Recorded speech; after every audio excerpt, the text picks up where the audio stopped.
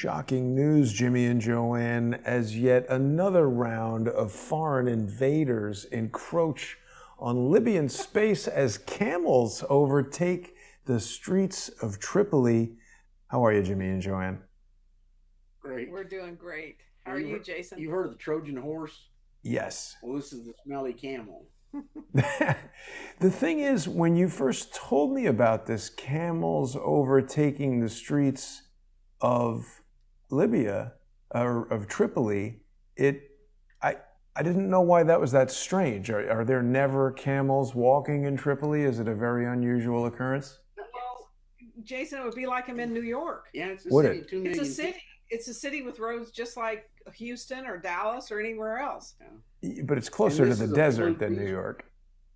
Yeah. Yeah. These were yeah. brought back from Australia to be released, I guess, in the desert someplace, or why it went in Tripoli, Port of Tripoli, I don't know, but The guy that bought him was from Zawiya. That's why okay. they were going to Zawiya. That Australia had a big problem with their fires, and they had a Yeah. whole bunch of camels they were just going to kill. They couldn't water them, they couldn't feed them. So the people were buying them. This guy bought 3,000 of them to bring into Libya. It's a Because lot of Libya is a camels. good place for camels. A lot of camels live there. Camels are worth more money than Holsteins, big milk producing cows.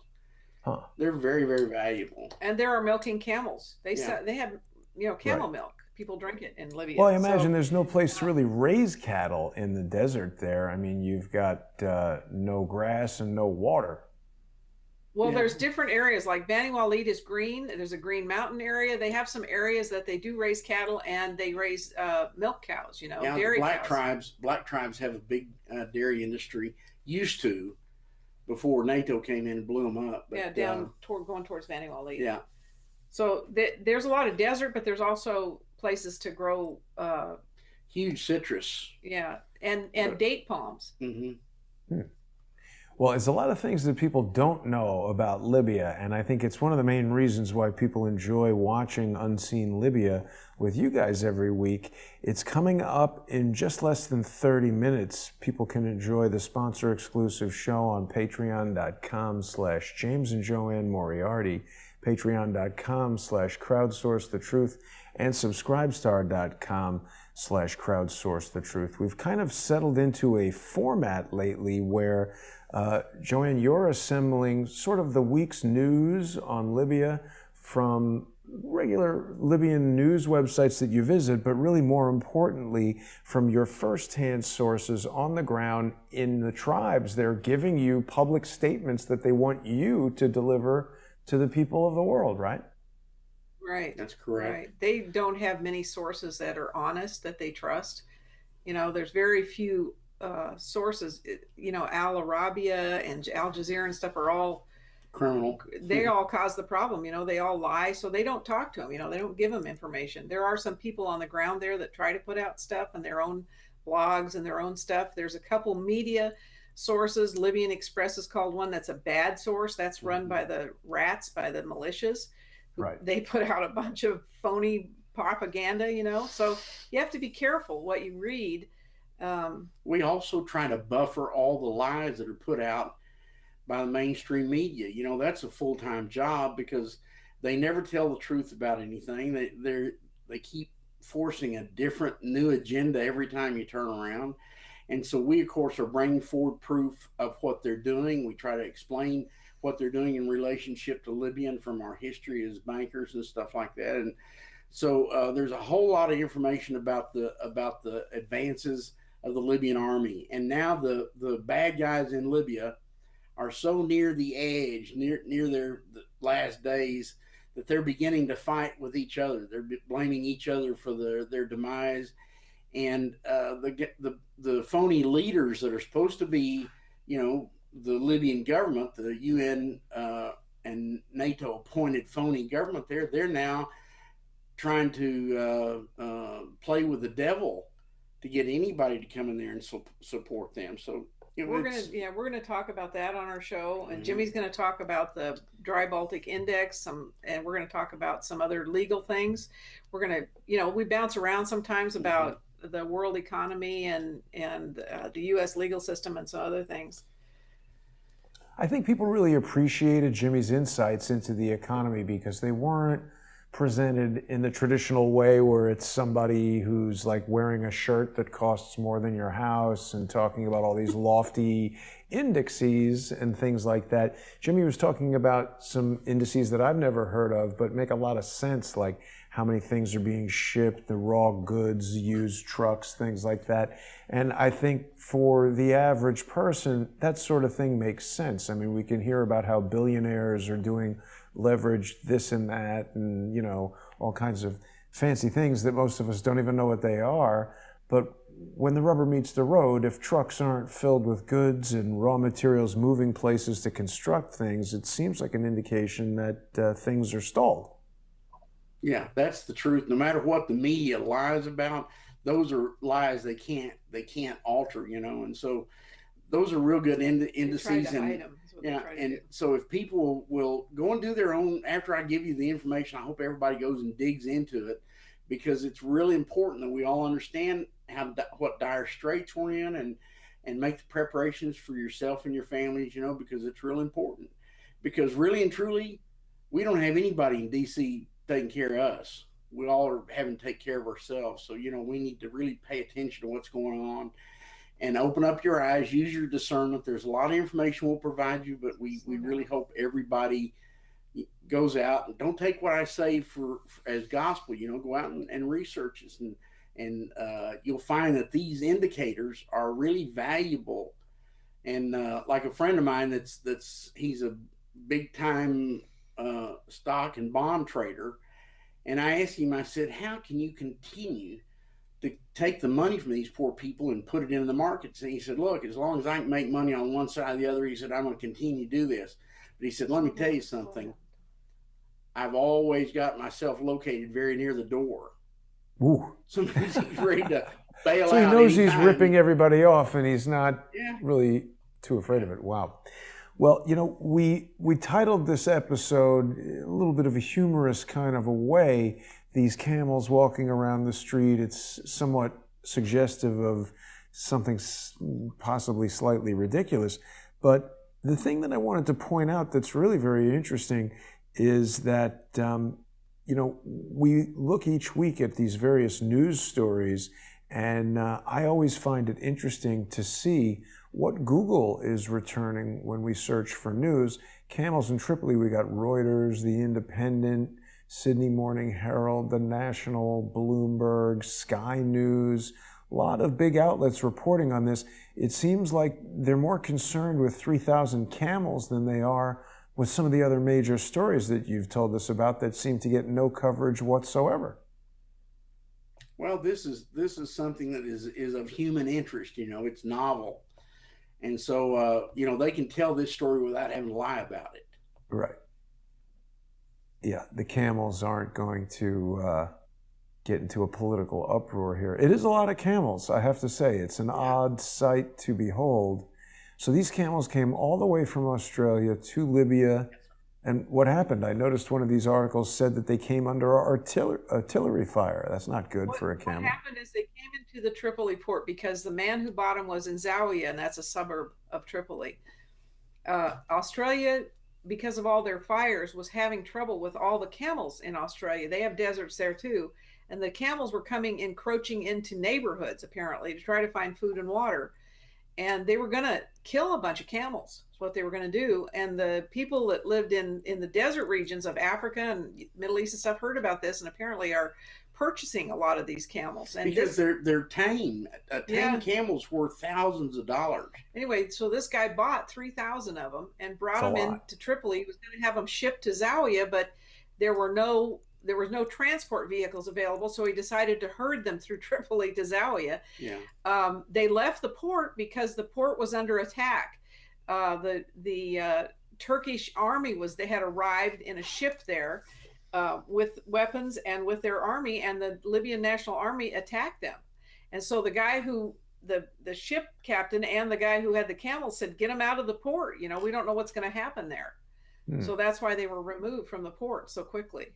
But the Libyans like this. They like to see the camels in the street. You know, for them, it's a good omen. It's $165 million worth of camels, according to Faisal's Camel Index here. Yeah, it's a lot of camels. 165 million bucks this guy spent on camels. He probably got a discount on the burned out Australian camels, right? Yeah. He probably did. A milking camel is worth a lot of money. The problem with camels is they're such a wild animal that to have one tame enough where you can milk it regularly, to make a profit center out of it, takes a lot of work. And so somebody having the ability to buy tame camels, it's a huge deal. And camel's milk is very, very healthy. Yeah.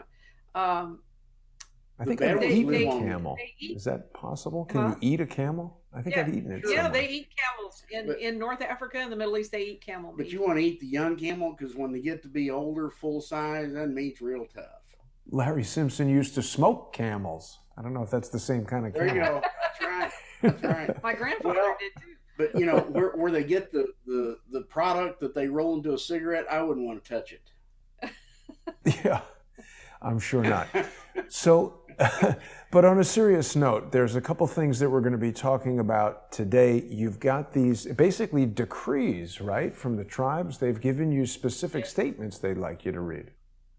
Yes, there's the leader of all the southern tribes sent a message to the interior minister of the Muslim Brotherhood illegitimate government in Tripoli, because he invited the United States to open a base without authority, without anything, in Libya. And so the southern tribes responded immediately, and they sent us their response. They said, please publish this. So if you remember the video we had in the prison where all those prisoners were being released, right? This sheikh from the southern tribes was right there with us. We know him very well. He's very distinctive outfit, different from the other Libyans.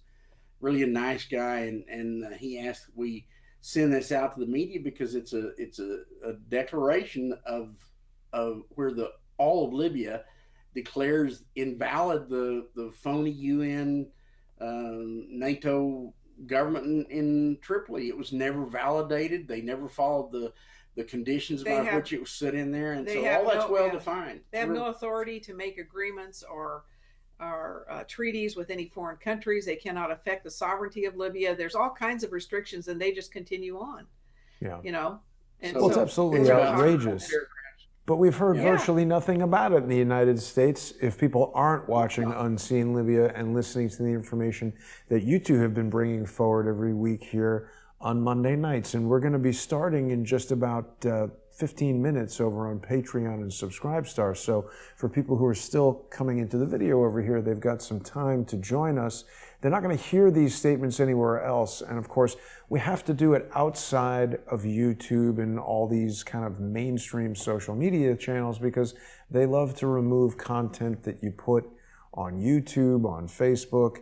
And then these accounts that we've spent so many years building up just get decimated. So we have to be doing this in the way that we're doing it to the subscription-only, sponsor-exclusive group of people who have opted in to seeing this kind of information. And it's extremely important, I think, for people to see because, as you said, Jimmy, people need to use their discernment. And I mean, that comes in to play also when we're just looking at how many articles about camels walking down the street Google is allowing us to have, and how few articles it points us to about some of these other more important topics that we speak about each week. I want people to use their discernment when they think about that. I get infrequent messages from people who implore us to put this information out, as they put it, for free. Well, it's not free. We've basically all sold to Google our right to choose what we get to hear. Google now controls that, so you've paid quite a heavy price for free. Mm-hmm. That's right. Well, Jason, there is so much information about Libya that we really could run a 3 or 4 hour show. JoAnne compiled, I don't know, she cut back the number of documents by 2/3. But there's so much information about what's really happening, how all the different conflicts are taking place, so much political intrigue on both sides and from outside influences. But we're going to cover a lot of that, and there's a lot of information. We hope everybody reads it after the fact because we will only be able to cover so much. But it's a lot of very, very important information, and it's pertinent to what's going around in the rest of the world. Absolutely. So Libya is really being a focal point for Russia and China and all the rest of them. And there was a G20 meeting. I think it finished yesterday. It was in the Indonesia, Malaysia, I think, area. And China, United States, and Russia were not invited. Wow. And one of the IMF reports I've got JoAnne signed up as a commentator for 2 of the IMF sites, and they said that one of the subjects they were dealing with is the world economies without the U.S. dollar. Wow. Now, wait a minute. That wasn't the G20 because that's in Riyadh in September. No, this just happened. Well, it wasn't the G20 then. How do we find it? It was called the G20, but it did not have Russia, China, and the United States in it. So it was not really a real G20, but it may have been a G17, if you would. Huh. Well, this just happened. Yeah, I'm looking for it here. Trump and Xi agree. Yeah, it's all going back to the previous G20. No, that's interesting. Yeah. When you have the 3 big players not present, and the IMF, the reports we get from them are their dialogue, some of their discussion groups and stuff that JoAnne's a member of, And so we get the report from those discussion groups, and it was real interesting. One of the discussions they were having is world economies without the U.S. dollar. Hello? Yeah. You can find it. I'm just looking for it real quick here. U.S. dollar is the closest thing we've had to a global currency. Hard to find, but that's something definitely. Look at the IMF. Look at the IMF news. It's just for the discussion groups. Oh. I'll have to go pull it off my computer. Okay. All right. Well, we'll look into that. Yeah, we'll get into that when we get to the main show. But yeah, we're going to be. I think it's important to remind people. You guys do a tremendous amount of work in preparing for these shows each week. And some of the articles that we're going to discuss do appear later on LibyanWarTheTruth.com. That's Jimmy and JoAnne's free website. People can go there to learn more about the ordeal that they survived when they escaped from Al-Qaeda, the only known people to have done that.